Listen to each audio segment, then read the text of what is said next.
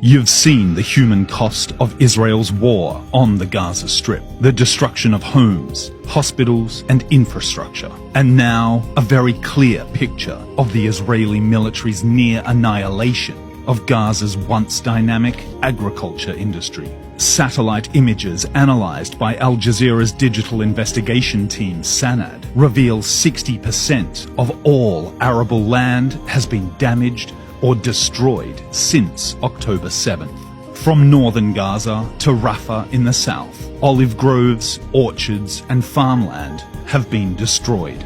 Back in 2022, farmers exported almost $45 million worth of produce. Now, there's almost nothing left. Let's zoom in. First to Beit Lahia in northern Gaza. It's famous for its strawberry fields, which made up almost 1/3 of Gaza's exports in 2022. This is what it looked like in June 2023. This is a satellite image taken in May. All that's left is dust and vehicle tracks. Next, south of Gaza City, is a neighborhood named after the Arabic word for olive. Zaytun is known for its garden patches, fruit and olive trees. This is Zaytun in June 2023 and in May this year. Next, Deir al-Balah, where oranges, olives and dates were grown and sold.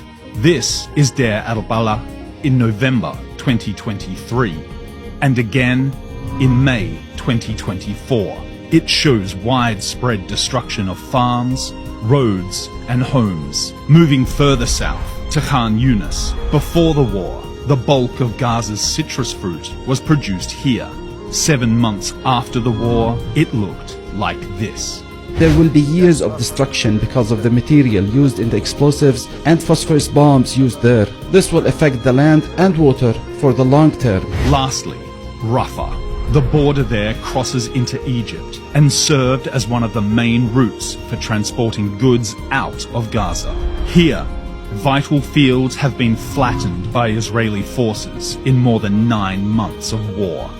As for the fishing industry, fishers face Israeli blockades or risk their lives with catches.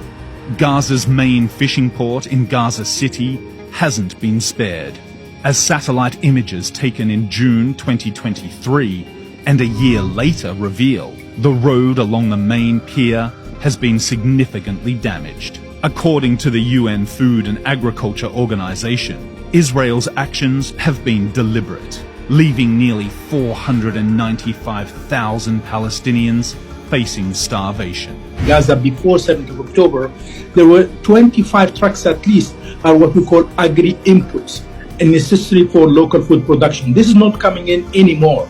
Even with the humanitarian aids, they're not coming in. We're talking about seeds, fertilizers, animal feed, fish feed. This is all gone. And that's a clear, deliberate action to stop Gaza of any abilities to produce its own food. On top of the land destruction, the UN's FAO says there's also extensive damage to Gaza's agricultural infrastructure, wells, sheep and chicken farms, home barns, animal shelters and greenhouses have all been impacted.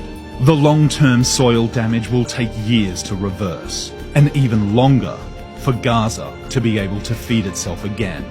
The war has already killed more than 38,000 Palestinians.